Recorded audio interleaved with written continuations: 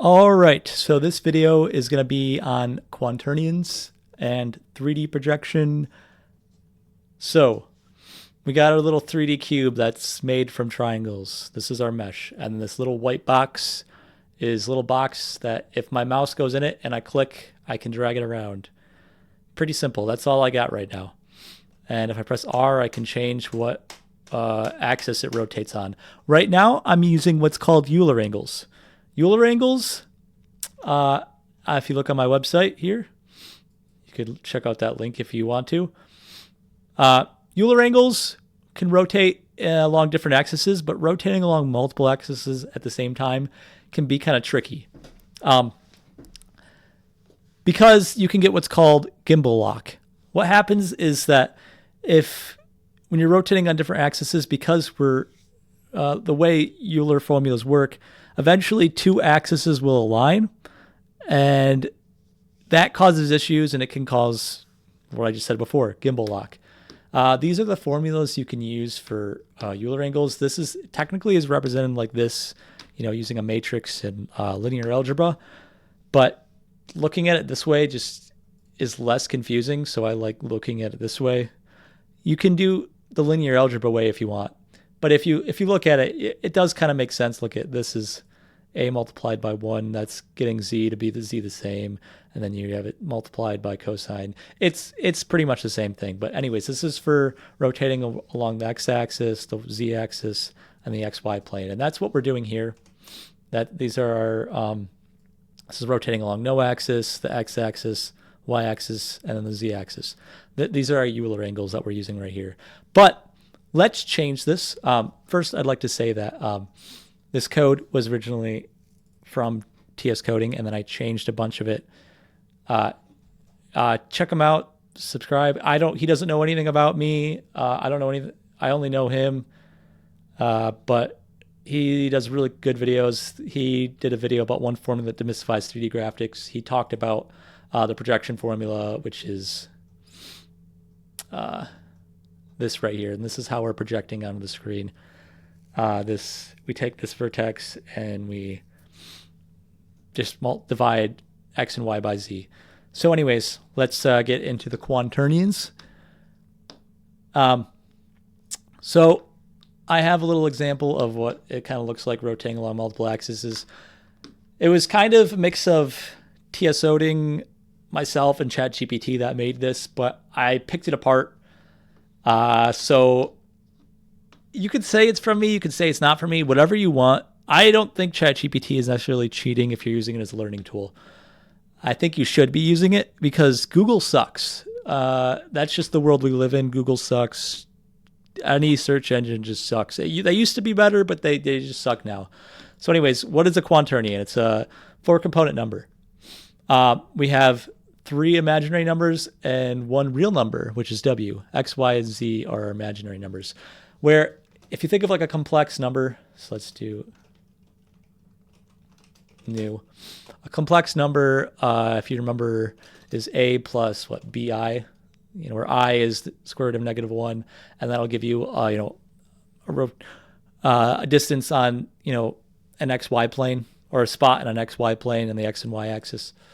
But with quaternions, it's kind of like that. It's plus A, is it IJK plus BJ plus CK, I think. Is that right? Did I do that right?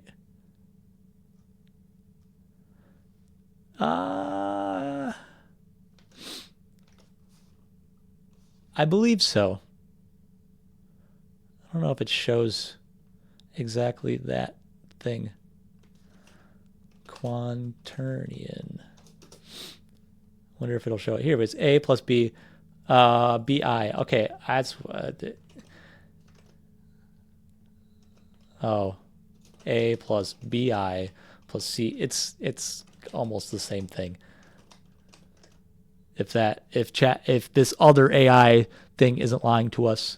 But anyways, yeah, complex numbers, pretty much, quaternions are pretty much complex numbers, just different, just more.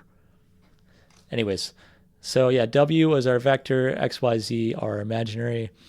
Like I said before, they use unit vectors to represent rotation. So whatever your so X, Y, and Z are going to each be unit vectors pointing in whatever a specific direction in the X, Y, and Z axis. Well, it's going to be pointing in the X axis or the Y axis or the Z axis, and it's always going to be a magnitude of 1. As far as I understand, I could be wrong. Maybe you can tell me I'm wrong if you want. And then we got quant rotate from axis right here, which takes our quaternion and it takes it takes our axis and applies it to a quaternion, which is kind of what I showed before. So we got our axis of X, Y, and Z, and they have to be all of those, whatever's in this axis variable, X, Y, or Z can either be 0 or 1. I think it might be able to be in between. I think it has to be a value from 0 to 1. I could be wrong, but it should be a unit vector. So I think you should have it from 0 to 1. So that would make more sense. And then you can scale it appropriately afterwards, using multiplication probably in some way. So that's how that works. We got our little our formula here for doing that. Cosine times the angle divided by 2 times the unit vector, which is our axis, X, Y, and Z, times sine theta divided by 2. Then we got our quaternion multiplication, which is what's going to apply multiple rotations at once. It's basically, this is multiplying 2 quaternions. That's what this math is doing. So we got our quaternion 1, quaternion 2, and to multiply them, you do this formula, and that's what this is doing. And then we got our conjugate, which we're probably not going to use just to rotate. It applies the inverse rotation. So whatever you're rotating in, if you apply the conjugate, then you're going to rotate in the opposite direction. So we have Q equals W, X, Y, Z. And if we take X, Y, and Z and apply negative, make them negative, then you get the inverse or rotation. That's what that means. That's what the conjugate is. And finally, I think this is the last thing. We have quant rotate vector. So in this case, we have the pure quaternion. I don't know why we do this. I just know it works. So we have the pure quaternion. We multiply our quaternion here that we start with the pure quaternion, and we multiply that to the conjugate, and we get our inverse rotation. Yeah. So let's I'm going to look at some of the ChatGPT code, and I'm going to try to apply it to this.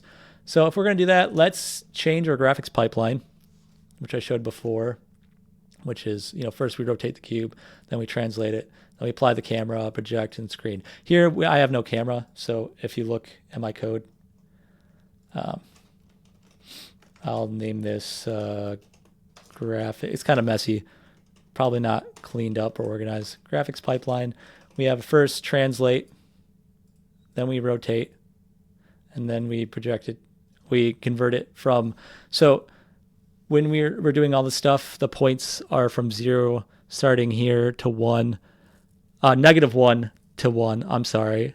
And then from the top, -1 being the bottom, and then -1 to 1 for X starting from left to right, -1 to 1 for Y going from bottom to top. And that the screen takes those values and converts it to proper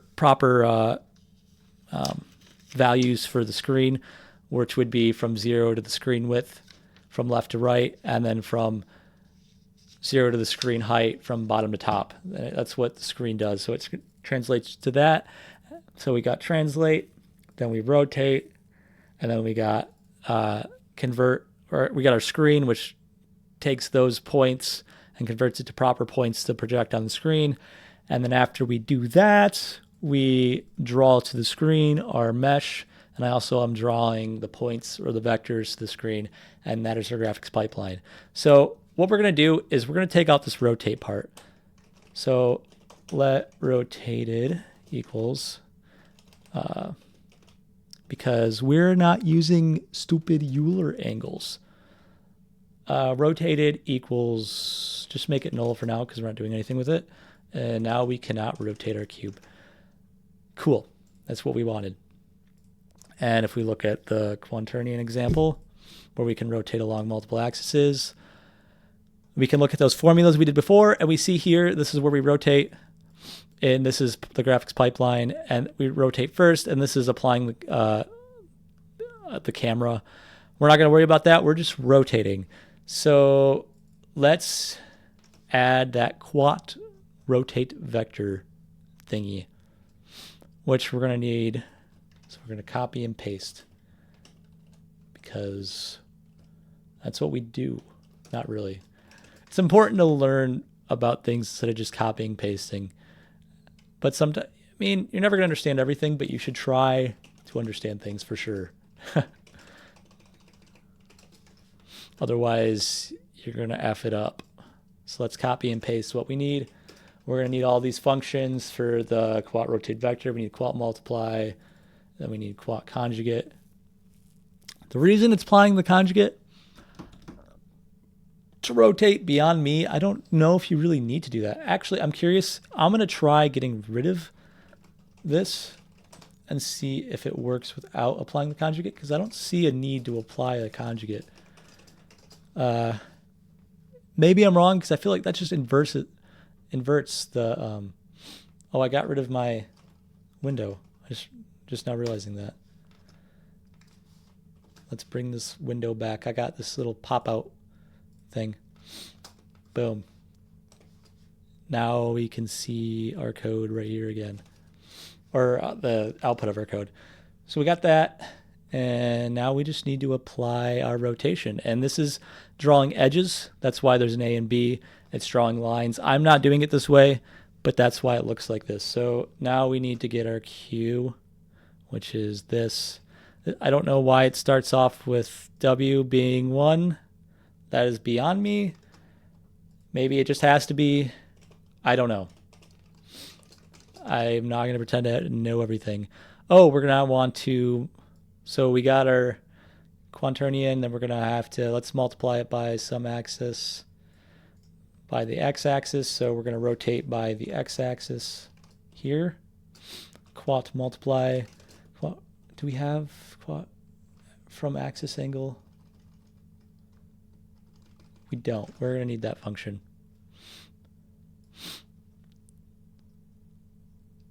Where are you? Here we go.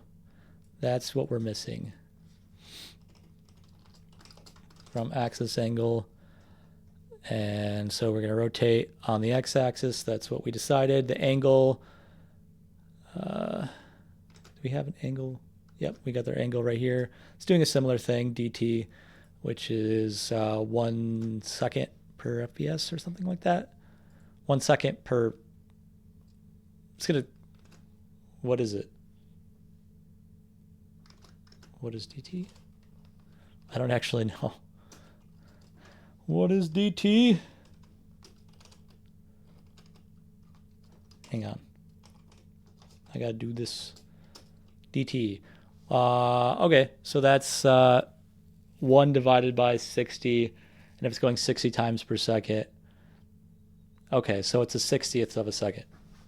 A 60th of, it's 1 frame. Make it simple.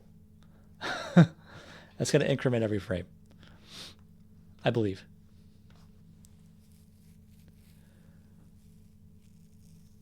All right, then we got that rotation, then we're going to have to rotate it. Now rotate our vector.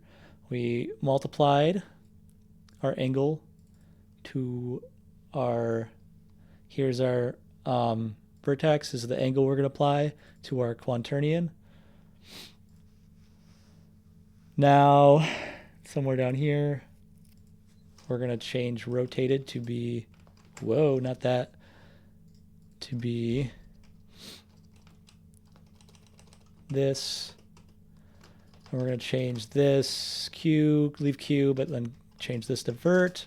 And that should work. Hopefully, cross your fingers. It did not work. Something's wrong. So what is wrong here?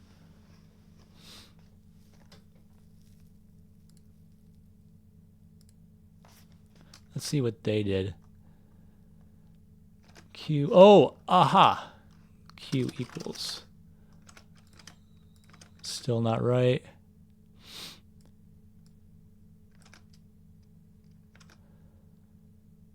Is this outside of the loop? No.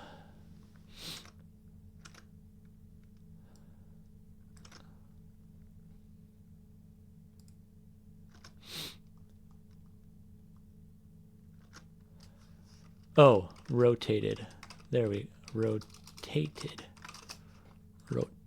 Whoa, that is not what we wanted, is it?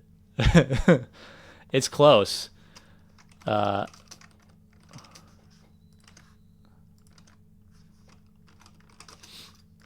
go back to the original. Rotated. Something is wrong here, because clearly it shouldn't be looking like that.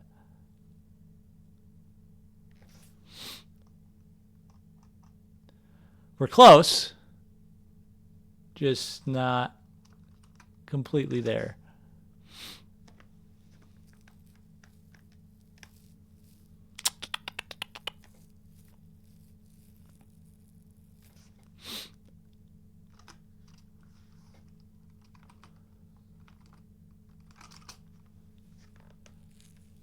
Translated. We rotate first.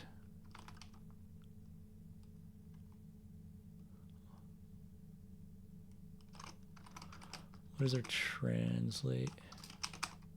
That just moves it. Okay.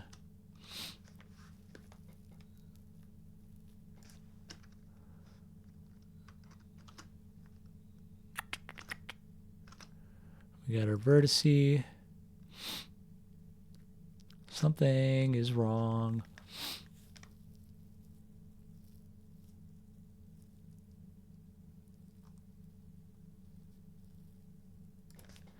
I think I'll rotate vector. Oh, you know what? Let's try. Remember we changed that thing to not have the conjugate? I wonder if we need that. Let's put it back. Ah, I guess we do need it. I don't know why, but it looks like we do. There we go. We're rotating along the x-axis, but watch this. We can rotate along the x and the z-axis. Look at that. Whoa. What if we rotate along all the axes? Whoa. Let's do, I'm just curious, 0.5. What does that do? Apparently you can do partial rotations. Let's do 0.5 for x. Whoa. That is interesting. I don't think that doesn't give you the result you want. It almost pulses in and out. I think that's why it's important to have one there, because then it doesn't kind of go off into wherever land. But there you go. Quanternions.